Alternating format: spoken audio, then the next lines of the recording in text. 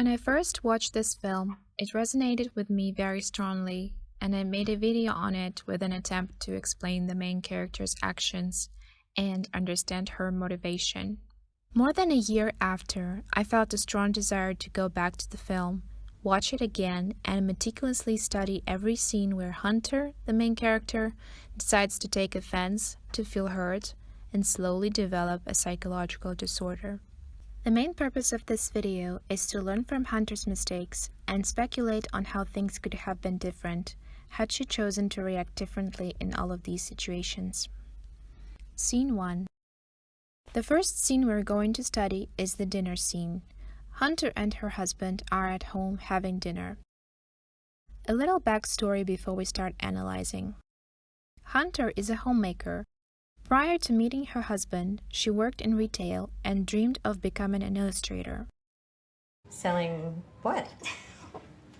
Toiletries. These days, she busies herself with household chores, and it looks like she enjoys it.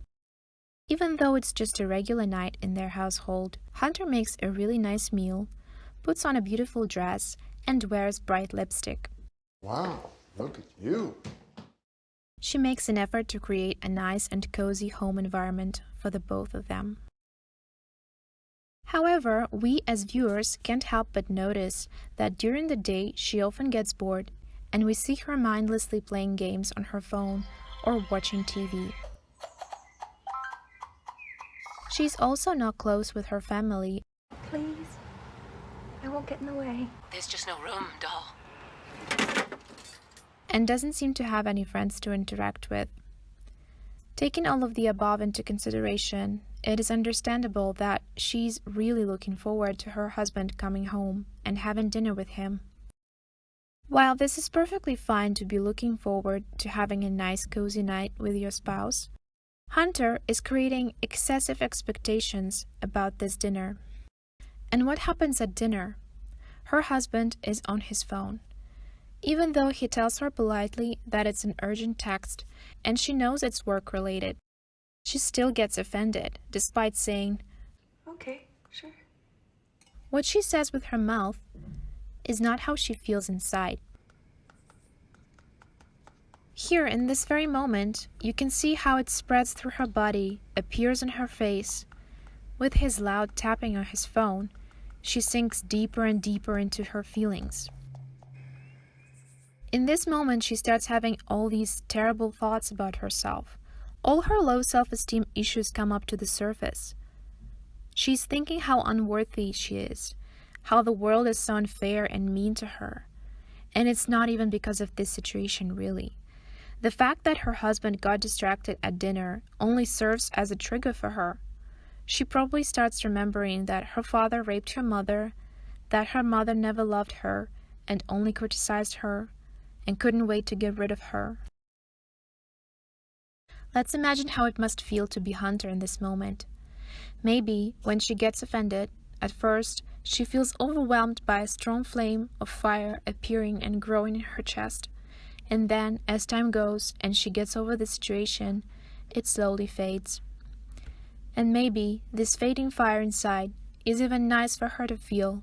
It's nice and familiar. Something she felt as a child when her mother was angry at her for something. People get used to everything. They get used to pain as well. So maybe she unconsciously tries to recreate situations from her past to feel familiar feelings. Even though it's clear that her life now is so much better than it used to be before she met her husband. We can change the surroundings, but wherever we go, we always take ourselves with us. However, I choose to believe that we can train ourselves not to get offended and not to wallow in misery, simply because we don't have to. In Hunter's case, her husband is not being disrespectful. He has a high-powered job. Tonight, we are making him the youngest managing director in the history of our little company. And this is what comes with it. He has work responsibilities that sometimes intervene with home life. She just has to accept that this is their reality now, or if she refuses to accept it, if it's not something she can bear, then she has to say that it's not okay to use phones at dinner unless it's an emergency. Maybe they could come up with a no phones at the dinner table rule if they both agree that dinner is precious time for their family. But saying it's fine and then feeling this way is not going to get her far. He can't read her mind. He doesn't know what's going on inside her head. When we decide to believe that the other person does something to intentionally hurt us, we will find evidence that it's true. But if we believe otherwise, we will also find evidence that they actually love and respect us. It all depends on our perception of things. Hunter's feelings in this scene have no correlation with her husband's actions. None. Her husband answering his phone is only a trigger for her to get into a state of offense, to feel hurt, disrespected, unworthy, etc. And if it wasn't for that situation at dinner, she would have found something else or someone else to get offended by. Later in the film, we will see that her mother-in-law would put her into a similar emotional state. And it's also not a problem that her husband didn't find much to say about her plans for their garden. I think it's not realistic to think that your partner will share your every hobby with you. That's why it's important to have other people in your life to share your interests with, someone to talk to. For Hunter, she could have, for instance, introduced herself to other homemakers in the area, or found some aspiring illustrators online, and they could share their experience in drawing or finding clients. It's a dead-end strategy to assume that your partner will fulfill all your needs. Sometimes it happens, sure, but it's very uncommon. I think Hunter shouldn't have taken offense in this situation. Her husband didn't intend to hurt her in any way. When he arrived home, he complimented her cooking, This is great. her appearance, Wow, look at you. and that's great. What's the big deal that he's not into gardening? A rare guy would be. Instead, she should have taken a mental note that maybe she needs someone else, some girlfriend or neighbor or online friend or chat group to share these exciting ideas on gardening or homemaking. We are social beings, and of course we need to talk about the things that we like. And good for her that she has gardening projects, that she wants to make their house more beautiful. We know from the beginning of the film that neither she nor her husband worked for this luxurious house. His parents bought this house for them. But still, it's great that she has these projects. This means that she's a good homemaker, that their house will always be clean and organized, which is also good for when their family expands. This means that their children will always be taken care of. Some ladies in her shoes would just do nothing all day if they could, or go spend their husband's money on meaningless material items. I want to acknowledge that she's already a great person, and she only needs to remember that her husband cannot fulfill all her needs, and that he is also not a mind reader, so she needs to be vocal about the things that she's not okay with. And one more thing, she should have taken a mental note that maybe she should fill her days with something else, some project or work that will bring her a sense of satisfaction after completing it, and maybe it's homemaking. Maybe not just homemaking, maybe it's studying art, trying to apply for a job of an illustrator, or something new completely. There's nothing better than doing something during your day and then having it done and you feel this nice tiredness, and all you need after is a nice cozy night at home with your spouse to relax and recharge your batteries for the next day. Dinners with your husband cannot be exciting every night. It's still going to become a routine, but nonetheless a pleasant one and something that you both will enjoy. Also, instead of taking offense, she could have asked him about his day, his job, his plans and projects, etc. She didn't. Why not?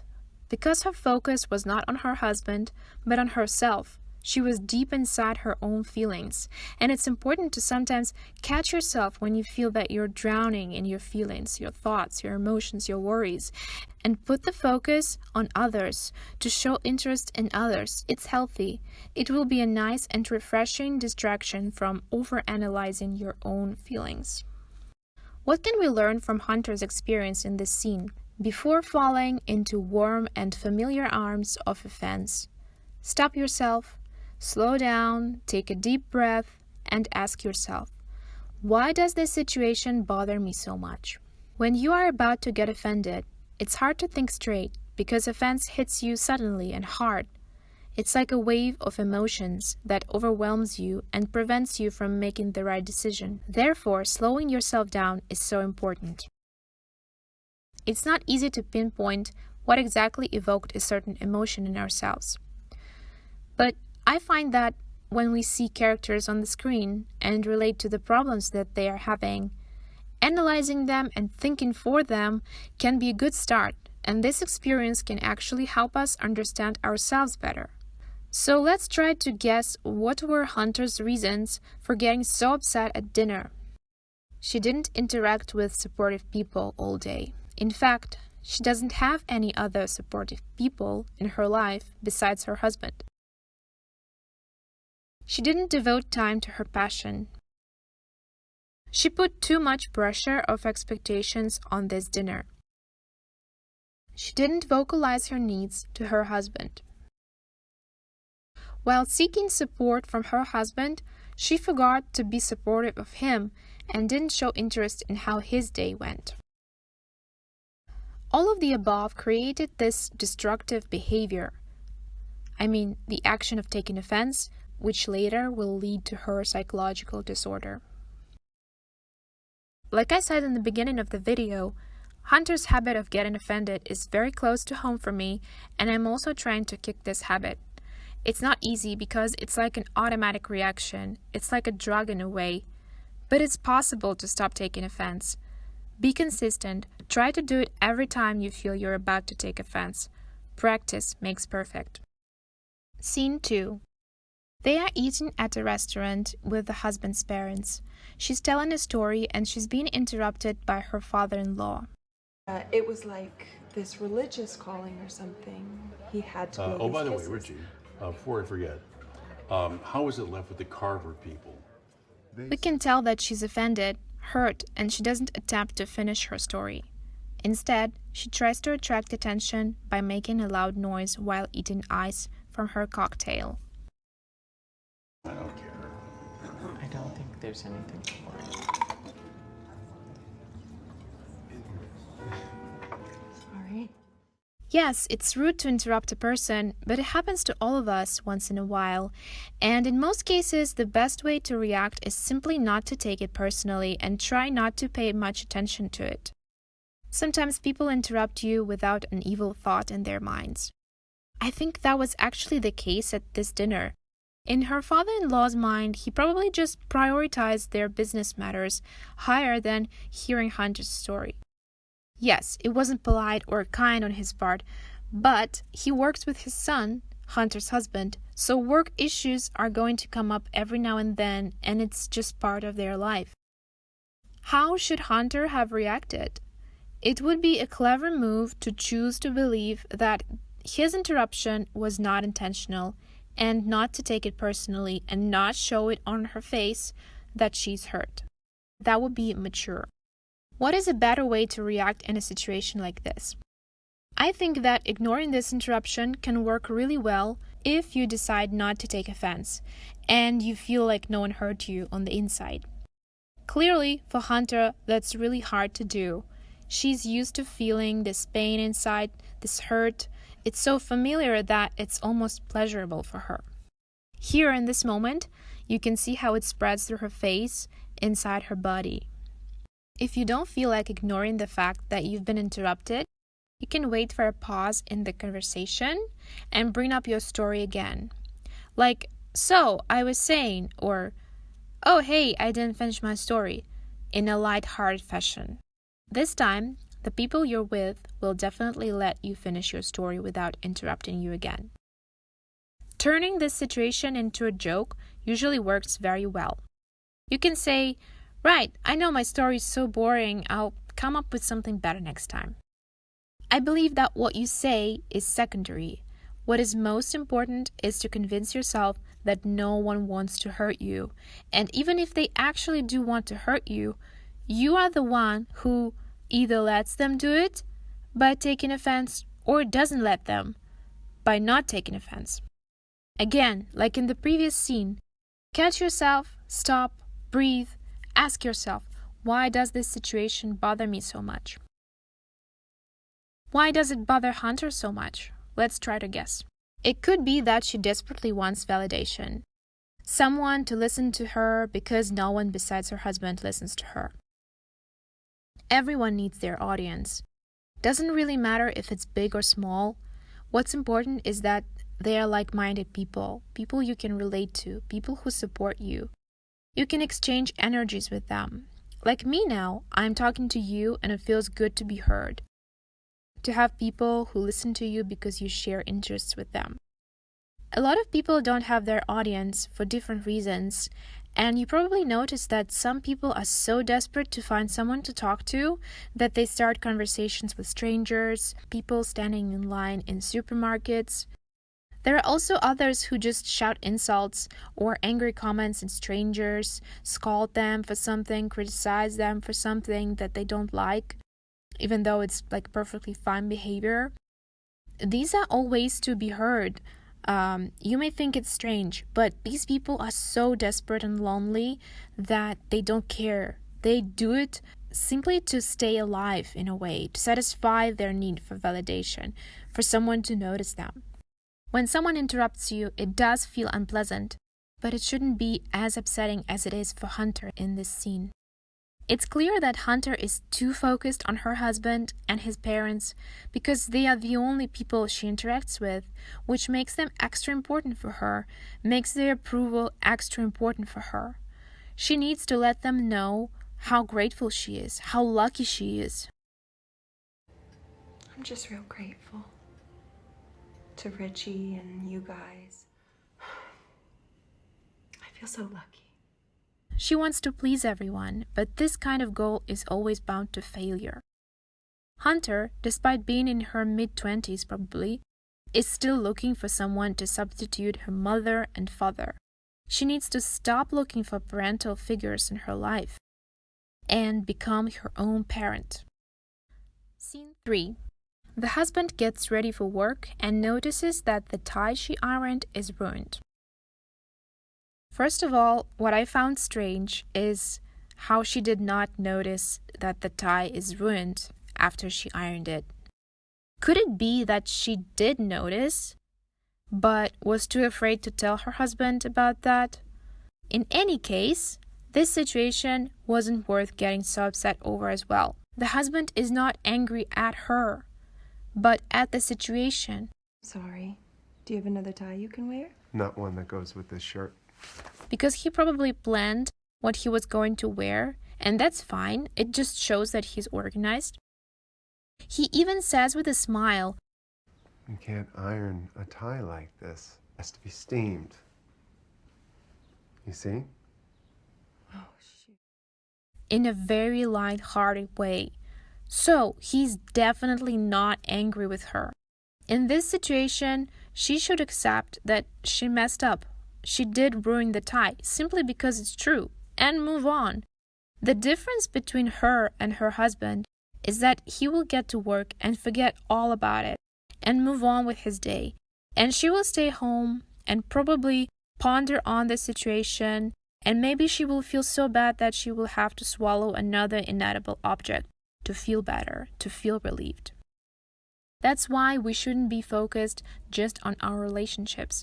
Having something else to distract ourselves with is good and healthy, and Hunter apparently has nothing to keep her mind away from these thoughts. She has fun decorating their place, but it doesn't seem to fulfill her enough because she doesn't look completely happy. Her mother-in-law notices that in Hunter. That's why she asks her, Are you happy, or are you pretending to be happy? Hunter should devote her time to some passion project, maybe a job or hobby, anything, in order to feel happy. Life shouldn't just focus on her husband and pleasing his parents. And because she didn't work on building herself in her career and her hobbies, she began to develop an illness. Her disorder became her most exciting project, even an outlet for her creativity. Remember how she retrieved the bead in the bathroom and held it so carefully as if it was a precious piece of art? in a way it was her creation, her passion. That's how she would feel after creating a meaningful piece of work. That's the process of sublimation here. And it made her happy, while slowly destroying her health. Sorry, darling. Scene 4. Mother-in-law stops by unannounced. First of all, I want to say that this is unacceptable behavior on the mother-in-law's part. It shows that she has no respect for their privacy. She and her husband probably bought them this house in order to keep controlling their son's life even after he got married, to have power over him. That's also why he works with his dad. Hunter is a very nice and kind young woman, a homemaker, she loves arts, etc. You would think that any mother would be happy that her son found himself such a wife. Yet, Richie's mother clearly hates Hunter, and it has nothing to do with Hunter herself. She probably would hate any woman her son chose. So she stops by unannounced at their house. She has a key and is not shy to use it, I let myself in. You gave me such a... which obviously startles Hunter. But this isn't the main point. By doing so, the mother-in-law lets Hunter know that she is the one who owns this place, the house that they live in, and not Hunter. She wanted to show her that she's not a real homemaker here, that she lives here just because they let her live here. Paying Hunter this sudden visit was a strategic, well-planned move on the mother-in-law's part. Obviously, she didn't come to give her this very useful pregnancy book. This was just an excuse. This situation should give Hunter some food for thought about their future with Richie in this house. If his parents don't respect their privacy in this house, then is it really worth it? Having this nice house and not being able to feel free in it? To know that anytime your mother can stop by and open the door with her own key? Hunter should have told Richie about this situation, which, knowing her, it's safe to assume that she didn't. And if he's a rational young man, he would agree that such behavior is unacceptable. Maybe they could talk about renting an apartment, which they would pay for themselves, and this way they wouldn't have to be dependent on his parents in any way. This problem could be solved if she tried to talk to her husband. That's the first part. Then, the mother-in-law goes even further and gives Hunter a backhanded compliment. You would look so pretty with long hair. You should grow it out. Richie likes his girls with long, beautiful hair. You would look so pretty with long hair. Hinting that now she's not pretty enough. To which Hunter says nothing again. And in fact, she doesn't even have to say anything with her mouth, because her face speaks louder than the words. You can see how hurt she is by this woman's words. Not only is Hunter incapable of saying that she's uncomfortable that her mother-in-law stops by like this, but she also swallows the insults this woman throws at her. She could have turned this into a joke, or she could have commented on her mother-in-law's words and say, "His girls? But I am his only girl now," or "Not anymore, he changed his preference after he met me," or anything, or just laugh at this, but not feel hurt by these words. But again, what you say is secondary. The most important is how you feel. And yes, in this case, the mother-in-law is really actually out to get Hunter. She dislikes her because she's too attached to her son, even though he's already a grown man. But Hunter is not supposed to love her in-laws. They are just in-laws. If they are giving you a hard time, then just keep them at a distance. In Hunter and Richie's case, move out of the house and be free. Even better if Richie found another job away from his father. That's all I wanted to say today. Thank you so much for watching and listening. I hope you found some valuable lessons in this video, and if you did, let me know what exactly was helpful for you. If you want me to analyze other films, leave your suggestions in the comments. Until next time, bye! Have a wonderful day.